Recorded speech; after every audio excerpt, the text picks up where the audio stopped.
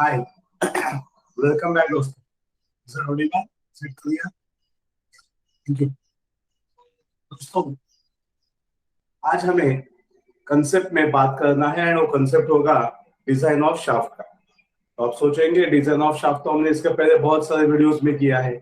सही बात है। तो दोस्तों आज हम लोग ऐसे कुछ न्यूमेरिकल्स करने वाले हैं based on the concept of design of shaft, जहां पे हम लोग दोनों इफेक्ट देखना चाहेंगे। कौन से होंगे वो दोनों effect? The first effect is fallen torsion. That is a torque. सही बात है। Torque will be applied on the shaft. मतलब एक शाफ्ट लेंगे जो मोशन में आएगा, मतलब वहां पे क्या होगा, 100% सा टॉर्क मिलेगा।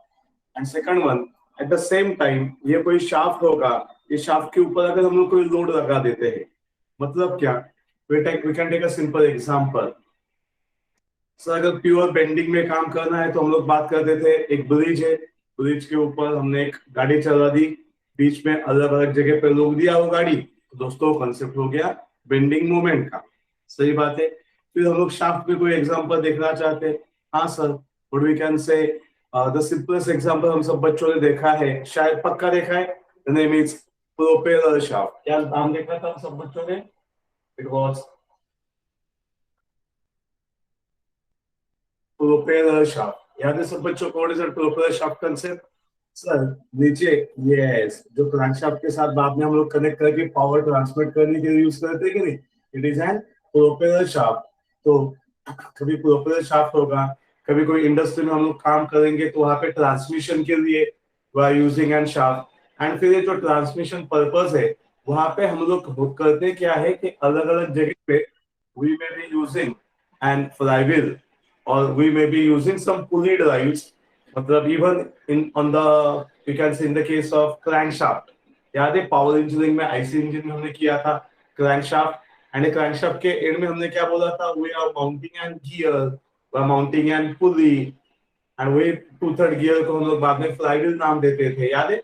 It is connected with that shaft. फिर कैमशाफ्ट का पावर ट्रांसमिशन उसके साथ कनेक्ट होता है। तो what is the moral of story?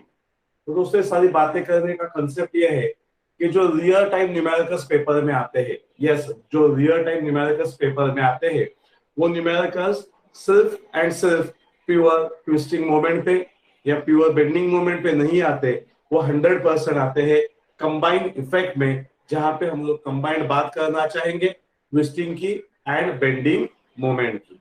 तो दोनों कंबाइंड बातों के साथ हमें आगे चलना है। एंड आज का न्यूमेरिकल हम लोग वही पैरामीटर में देखना चाहेंगे, रिवाइज करना चाहेंगे। लेकिन दोस्तों जब हम लोग ऐसे कोई पैटर्न में जाते हैं तो क्या हम लोग याद कर सकते हैं, हमने कुछ स्ट्रेस थ्योरीज पढ़े थे, एंड ये स्ट्रेस थ्योरीज के साथ कुछ फॉर्मूलाज भी हमें आते हैं। कुछ नाम याद आ रहा है? What I am writing on the board, so it is called as an TE. What is that TE? It is equivalent twisting moment. It is equivalent twisting moment. सही बात है, पक्का 100%। तो कोई भी चीज है अवेलेबल है अपने पास, तो उसे स्टार्ट कीजिए। What is TE? याद करेंगे कहां से पढ़ा था हमने टीई? तो सर हमें याद आता है, सर टीई हमने कंसेप्ट पढ़ा था, याद आया? Yes, it is a maximum shear stress theory. And क्या कहता है फिर मैक्सिमम शियर स्ट्रेस थ्योरी हमें? Anyone, what was that formula of TE?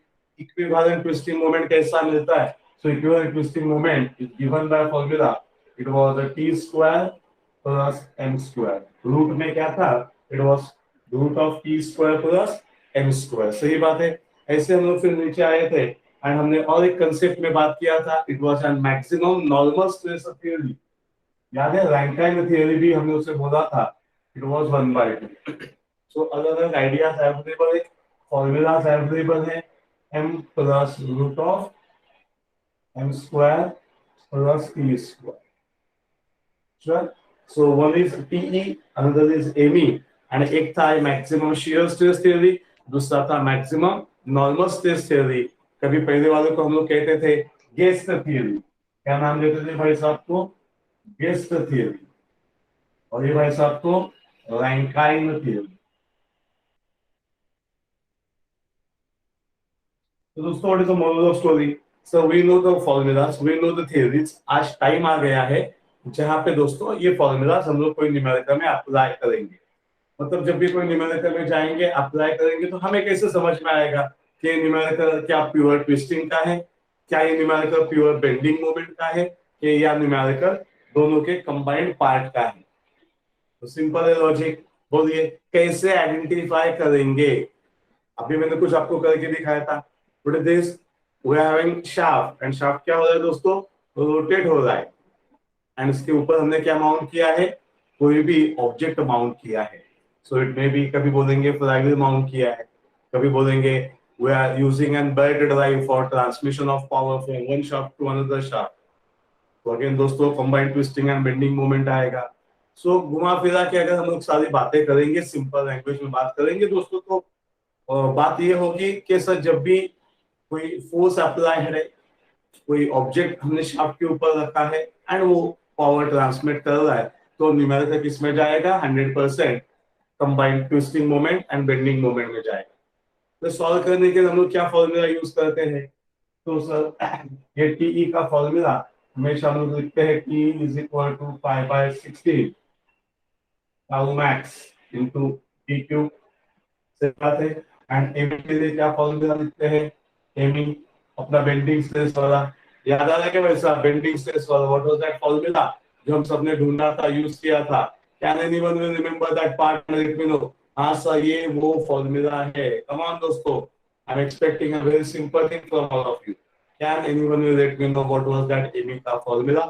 It is something connected with pi only था। पाई के साथ आता है, सिग्मा बी के साथ आता है। I am giving you the hint. Come on anyone. तो जस्ट वीडियो ऑब्जर्व मत करो, याद करो, सोचो एंड मुझे बता सकते हैं, चैट में डाल सकते हैं। और was that part? It was 5/32 sigma b and dq. So what was that mean? It was 5/32 sigma b into dq. तो दोस्तों हमेशा अगर TE है तो टाउ मैक्स लिखते हैं, एंड AB है तो सिग्मा बी मैक्स लिखेंगे। इतना सा चेंज है, तो ये चेंज अगर अपने दिमाग में आता है, काम में आता है, तो दोस्तों हो जाएगा। तो चलिए at the end of this basic discussion complete करके न्यूमेरिकल में चलते हैं। तो जब भी कोई न्यूमेरिकल सॉल्व करना है, तो सर हमें ढूंढना क्या है? Intercept to find out diameter. And ये दोस्तों डायमीटर ढूंढने के लिए हमें सबसे पहले कौन सी चीजों की जरूरत पड़ेगी? तो we require value of TE, we require value of tau max, we require value of AB, and we require value of sigma B max. बातें समझ में आ रही है? तो भाई अपना अल्टीमेट टारगेट क्या है, अपना गोल क्या है, हमें ढूंढना क्या है? तो कुछ भी होने दो, हमें चाहिए डायमीटर। बोलिए दादा, हमें क्या चाहिए? डायमीटर। तो डायमीटर के लिए क्या चाहिए? दो फॉर्मूला से, एक मैक्सिमम नॉर्मल स्ट्रेस थ्योरी वाला है, एक रैंकाइन स्ट्रेस थ्योरी वाला है। Normal stress theory, Rankine theory, maximum shear stress theory, guest theory, दोनों के फॉर्मूलाज भी अपने पास है। 5/16 टाउ मैक्स डी क्यू। तो सर 5/16 पता है, टाउ मैक्स पता होगा, टी पता होगा, तो भाई सब अपना काम हो जाएगा। मतलब ये घुमा फिरा के अगर बात करेंगे, तो हमें इसे सॉल्व करने के लिए कौन सी चीजों की जरूरत पड़ती है? तो first we require tau, or we can say tau max. Second one, what we require is sigma max. Tau max, sigma max होने के बाद हम लोग चेक करते हैं थर्ड एंड फोर्थ पैरामीटर हमें दिखता है टीई, एंड फोर्थ पैरामीटर हमें दिखता है एमी। तो टी एंड एमी कैलकुलेट करने के लिए दोस्तों हमें सबसे पहले क्या कैलकुलेट करने हैं? बोलो सर, हमें कैलकुलेट करना है प्योर ट्विस्टिंग मोमेंट, हमें कैलकुलेट करना है प्योर बेंडिंग मोमेंट। एंड जिस दिन ये दो बातें अपने पास होंगी, हम लोग टी एमी कैलकुलेट कर पाएंगे। जब दोनों स्ट्रेसेस दिए होंगे, तो दोस्तों हम लोग दोनों फॉर्मूलाज में डाल के डायमीटर डी ढूंढ सकते हैं, कैलकुलेट कर सकते हैं। बोलिए क्या लॉजिक डेवलप हुआ आपके माइंड में? क्या लॉजिक डेवलप हुआ आपके माइंड में कि भाई साहब न्यूमेरिकल में कैसे जाना है? एक स्पेशल वीडियो हमने आज रिकॉर्ड किया था आप सभी के लिए। whenever you are interested to start with numericals like propeller shaft, engine shaft, जो भी बातें आएंगी, ठीक है नहीं, तो उसके लिए जब हम लोग काम करेंगे, जाएंगे, तो कैसे डील करना है न्यूमेरिकल को, इसका एक सिंपल रिवीजन पार्ट मैंने आज अभी सबके लिए कंप्लीट किया है। तो इसी के साथ हम लोग चलते हैं आज के न्यूमेरिकल सेशन में। श्योर? लेकिन that is a very important word. ये लेकिन मतलब it will be recorded in next part. तो चलिए दोस्तों नेक्स्ट वीडियो में आते हैं। छोटा छोटा टाइम पीरियड रखेंगे ना, देखने को भी आसान हो जाता है। तो पहले वीडियो में कंसेप्ट, दूसरे वीडियो में numerical with concept and actual solution. चलिए दोस्तों, यूनिटलिंग, subscribe the channel, subscribe the part, do it fast. अच्छा लगा तो लाइक कीजिए, दोस्तों को शेयर कीजिए। Moving to the next part. Thank you.